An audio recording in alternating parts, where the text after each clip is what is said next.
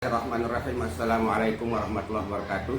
Ampurayan tulak yang malik ngaturan sopo puisi bahasa Sasak. Ya.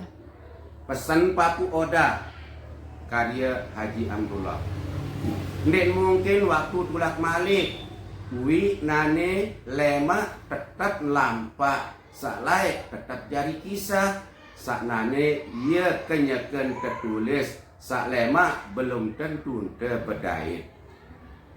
Zaman makin pesan Papu Oda sampun nyata arak waktu ne lema air mata jari kepeng endah kepeng jari air mata dan nuna gagah duh denda solah pada pacu penter manfaatan peluang saya nggak zaman nane uah selaku pada girang pare rekat pare rau saya cekat ia mau denda saya keduk ke lendang baju saya kanggo nuna apik gamak bekelampan pati pengajah guru lan pangeran pelek tau lepas mata kena isi beruni kana bijak gamak entan pengibing tejuk le atas kaca